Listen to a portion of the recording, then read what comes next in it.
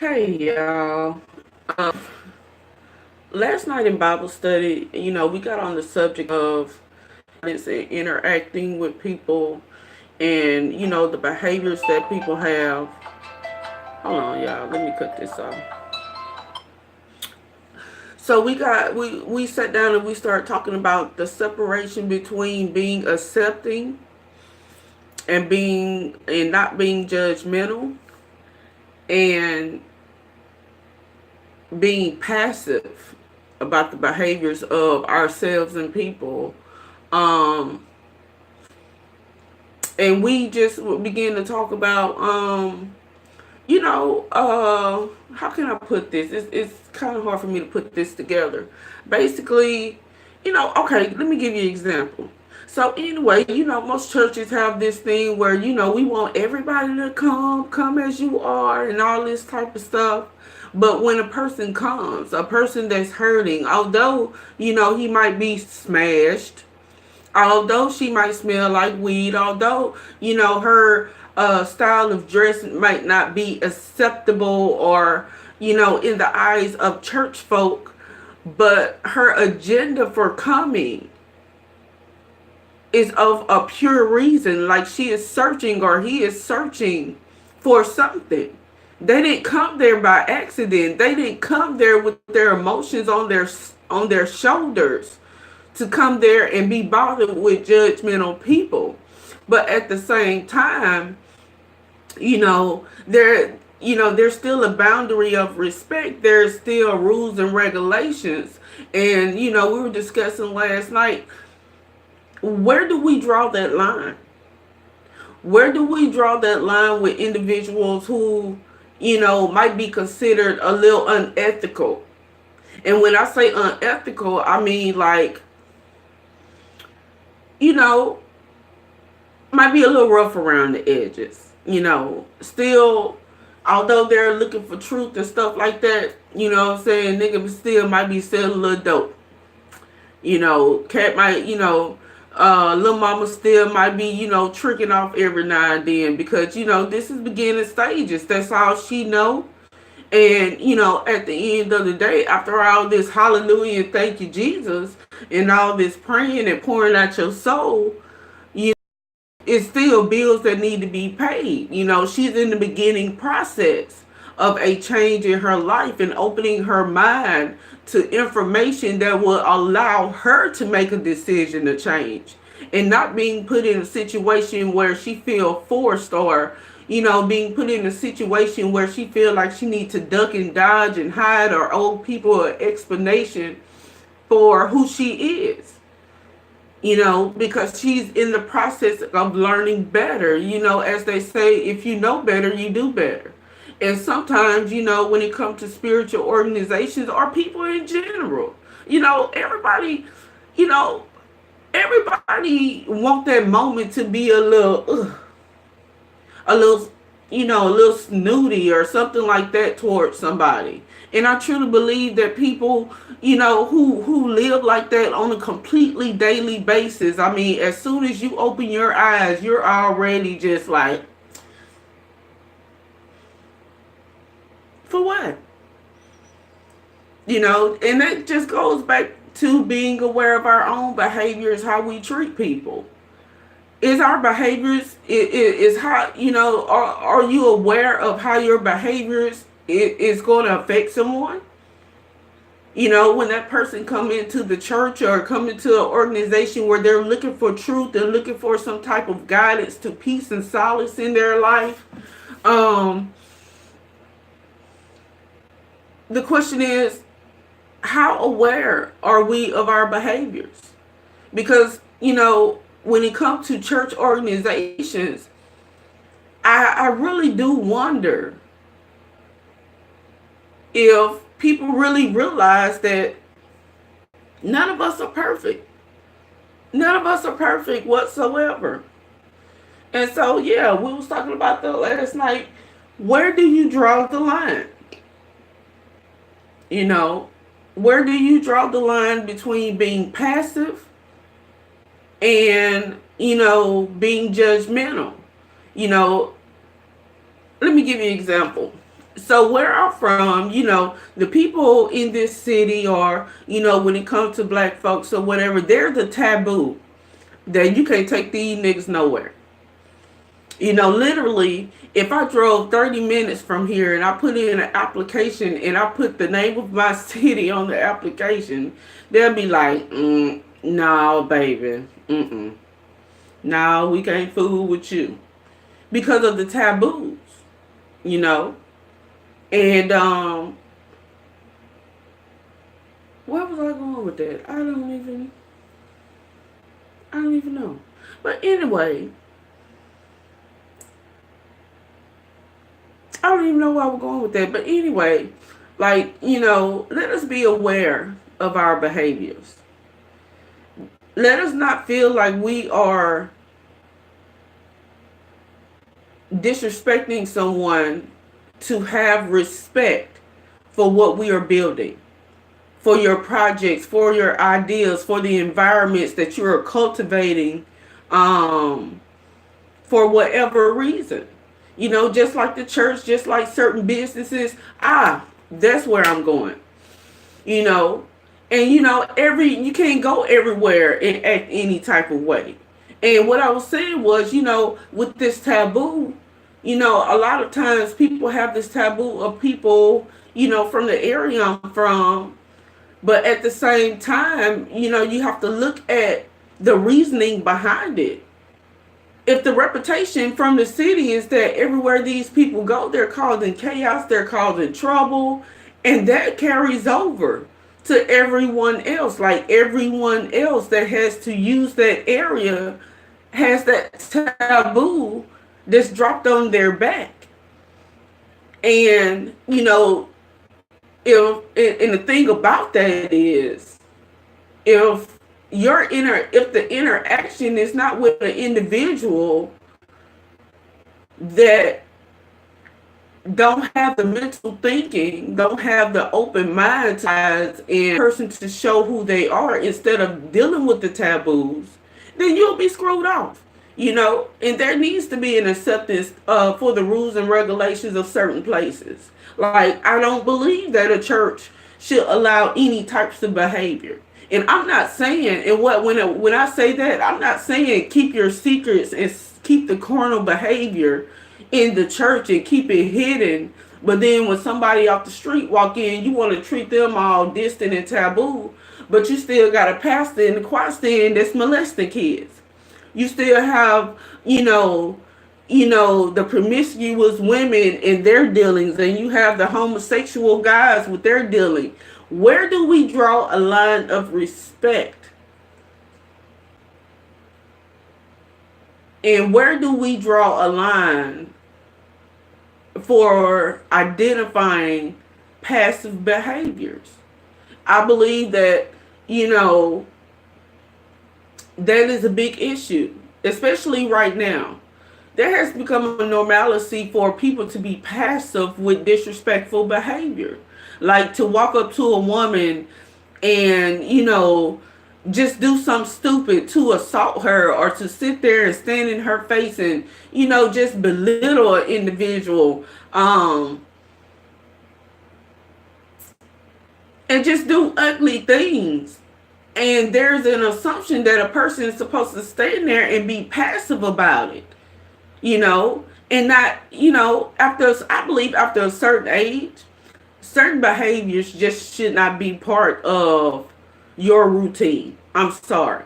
Leave a lot of stuff for these little 20-year-olds. There's too many 30, 40, 50-year-olds out here acting like they're children. And if you have the 30, 40, 50-year-olds still acting like they're in their 20s, who's teaching the 20-year-olds? So how are we going to create this boundary? How is it going to be created? Does it start I don't know. But I do believe that we need to go back to a level of etiquette when it comes to interacting with one another. The things that come out of our mouths while we're in public, the reflection that we have as mothers, as women, as entrepreneurs. We don't need a whole bunch of people on, you know what I'm saying? You have to make a decision of what you want to do with your life. Just because you can go online and get hundreds of thousands or millions of views, okay, once you put the phone down, then what? After you get that money in from these views of sitting holding the phone for a few minutes or whatever, then what? What are you doing to continuously evolve yourself? What are you doing to continuously feed your mind, feed your soul, feed your emotions in a positive manner? The world get ugly, y'all. And matter of fact, the world have always been ugly. It's just that, people are more open with it. There's no boundary of respect. It's not where it used to be. And it's allowing people to, be open to so many demonic influences that, literally, it is like we are having demons themselves walking among us during the day. And at some point, what are we going to do about that? What are we going to do about that? Literally, this world is getting to a point where we literally have demonic forces manifesting themselves among us openly and proudly. They're not hiding anymore. They're not, there's no fear. They're literally manifesting themselves in the open. Here I am. What are you going to do about it? And we still turn our head and shut our eyes and think that putting up a bunch of comments or putting up a bunch of posts with little memes and stuff like that is going to be the solution. It's time for us to start back interacting on a personal level. Getting to know the individual that you have right in your face. Like right here. What about your children that's right here? What about this husband that's right here, that have been right here while you're stuck in your phone, engulfed with social media in this fantasy world? What about the people that's right here? When the last time you even recognized them? When was the last time you told them that you loved them? That you're appreciative of them existing in your life? Every morning and before I go to bed, I say a prayer where I tell God that I am thankful for my child. I am thankful for the life of my son. I'm thankful for his existence. I'm thankful for the trials and tribulations that I've suffered to make sure that he's safe and to get him here. I'm thankful for everything that I've overcome to get him where he is. And he's only 3. But I'm also thankful to have and to be introduced to people who were willing to take out the time to be spiritual guiders. Not spiritual people who take over my life. But they have drawn me into a method. They have drawn me into a method where I can see changes in my life off of my decisions. And those small decisions have took my life and turned it completely upside down in such a positive manner that I'm completely blown away. Literally my thinking from where I was last year to where I am now has completely changed. And that's only because I allowed myself to be open to constructive criticism, to allow my heart to be open to critique. Um, it's another word I'm thinking about. I can't think of it right now, but and that goes back to that boundary. That boundary that they had. Like, they were never judgmental, but they are not passive. They're not going to allow any and everything. They're not going to allow any and every type of, behavior to come and interact there in their environment of worship. And because they set that boundary, you either have a choice. And that's one thing that I love about One Accord, is that they give you a choice. Come and you make a choice of what you want to do with your life. Because what we're doing, we're going forward. And if you're not going forward and you're not willing to open your mind and your heart to go forward, to evolve into a better manner, into a better place, spiritually, emotionally, all of that type of stuff, then there's no reason for you to be here, because we're not going to be passive and babysit you at all. They've never been disrespectful.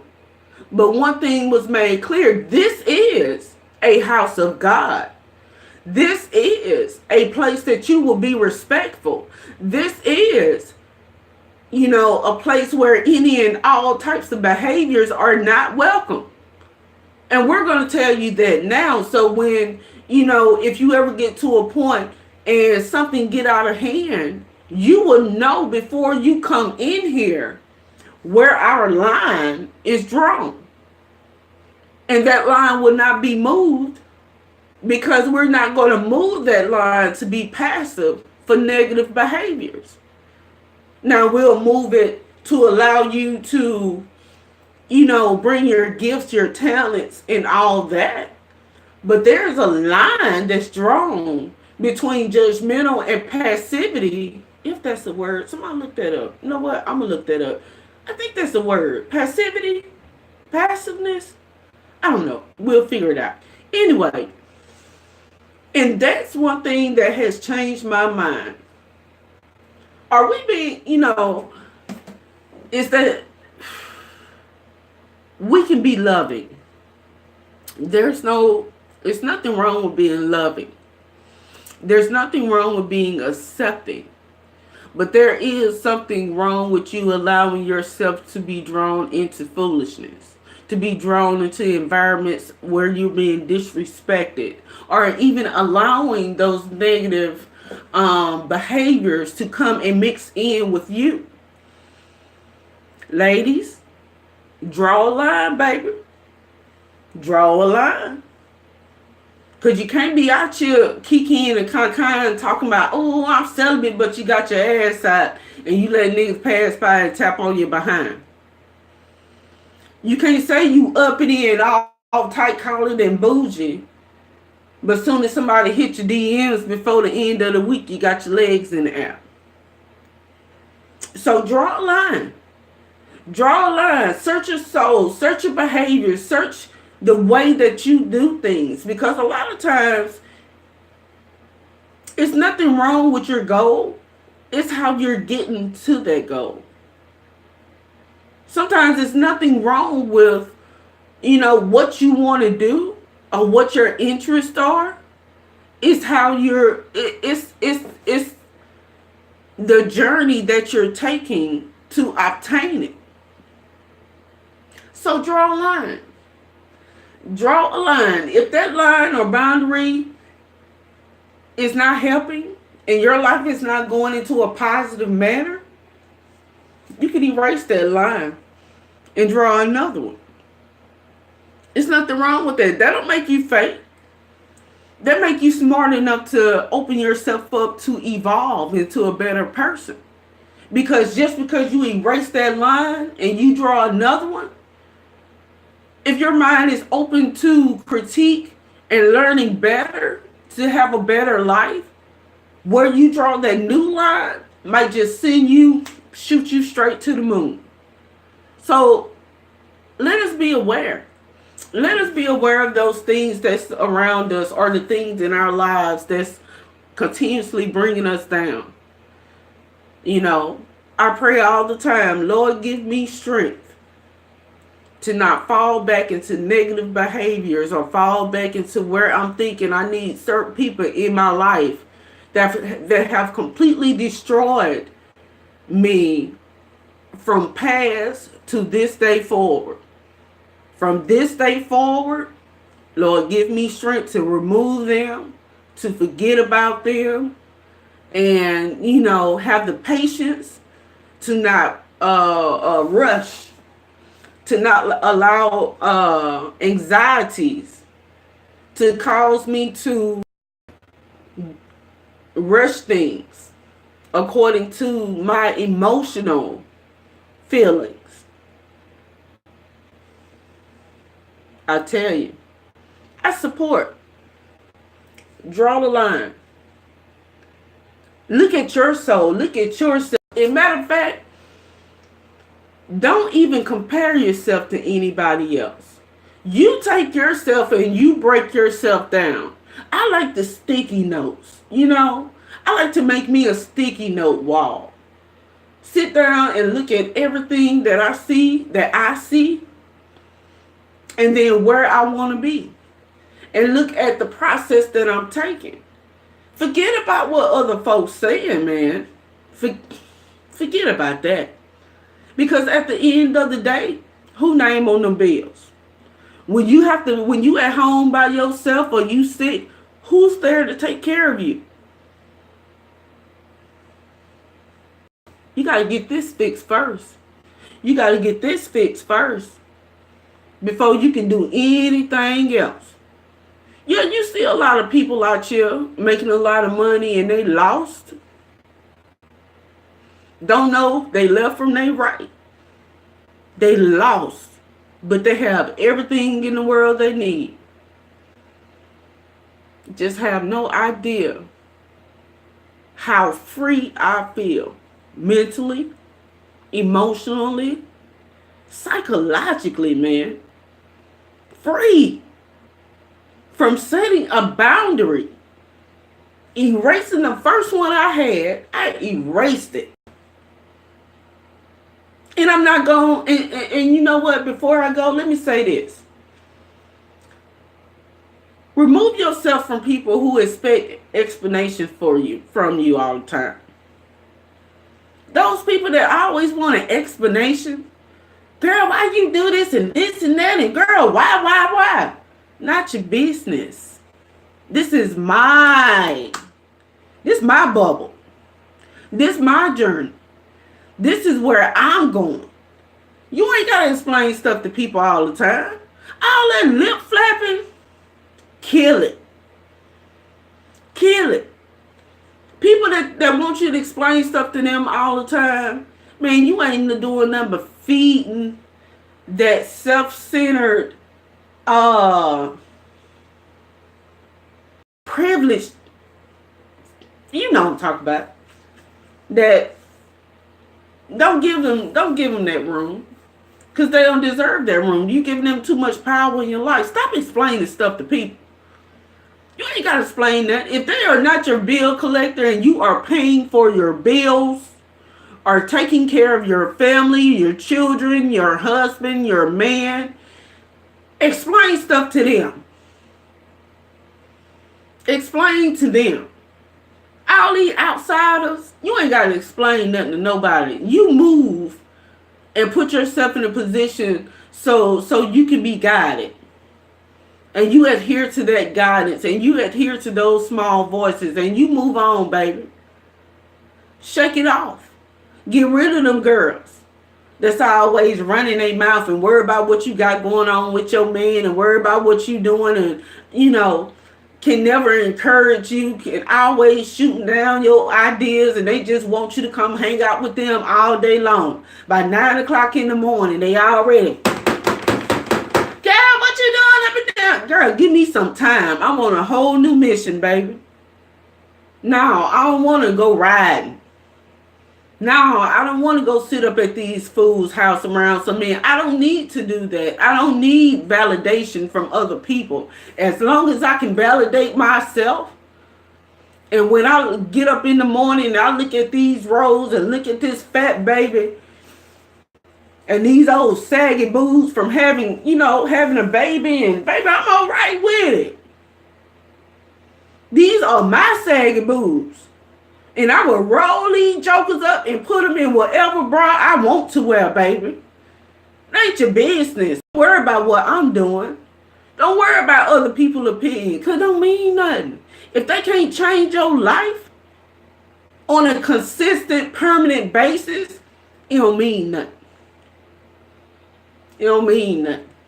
Okay? Be encouraged. Be encouraged to erase that line. Draw you another one. Because see, the last one might just been a line you drew in the sand with your finger. But see, you done got older and you're learning to be better.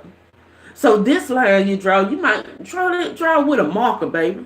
Make it a little bit more permanent. And if you got to erase that one and do another one, but make sure that line is going forward to help you move forward and not be sucked backwards.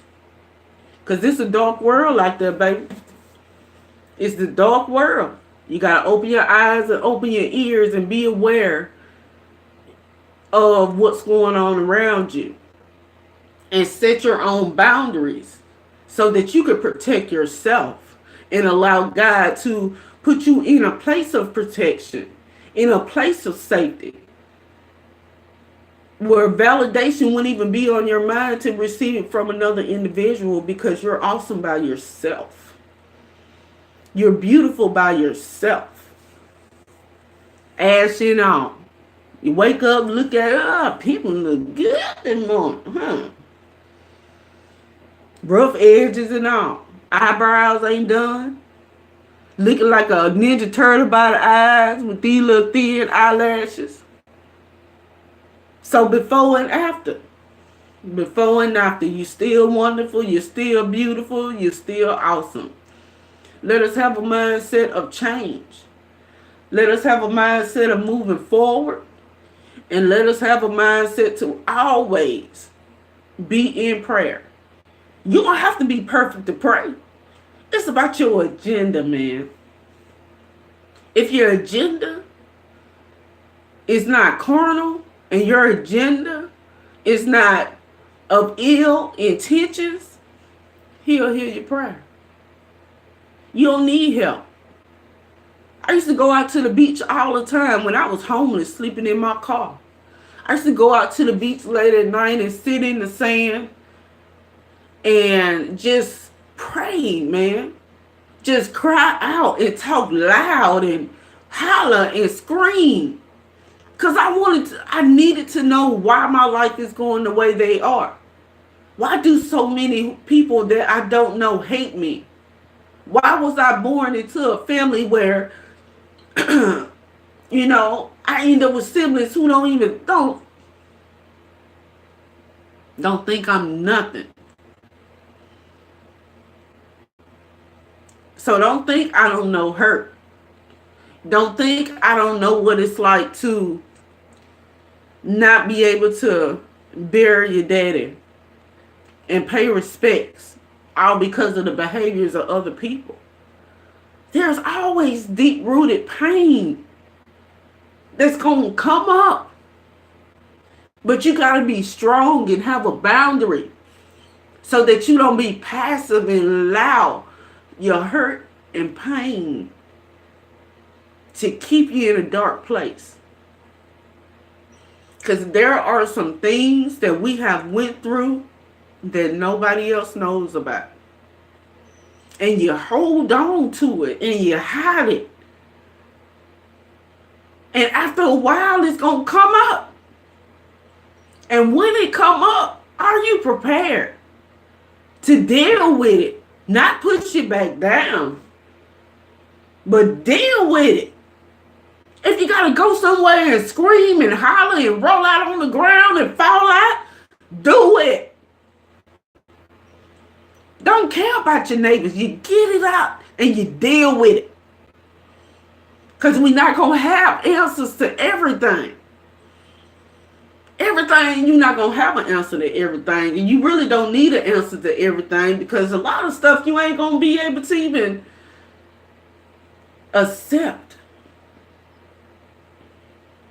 I've just learned this. I've just learned this. Within the last year. See what happens when you erase that line and soak in knowledge, and you draw you another one. Like I said, the first time might just be your finger in the sand. This time gonna make another one more permanent. This time it might be a marker. This time it might be a piece of tape, but you draw the line and you hold to it. It's not going to happen overnight. Some people it do, some people it don't. But you fight, man. Fight. Fight for your life, bruh. Fight for your family. Fight for your girl. Fight for your man. Fight for your children. Fight for your mama. Fight for your dad. Fight for your sister. Fight for your brother. You fight. And you don't stop fighting. You don't need $1 million. But you fight. Because you need your children. You need your husband. You need your wife. You need your baby mama. You need your in-laws. You need your girl. You need your man. You need your old man. Whatever you want to call him, you need him. And don't be afraid to say it. All right? Be sacred with the matters of your heart. And know that God is listening. God give man a will. He won't override that will. Unless we open and give him a chance to guide us. Peace and blessings.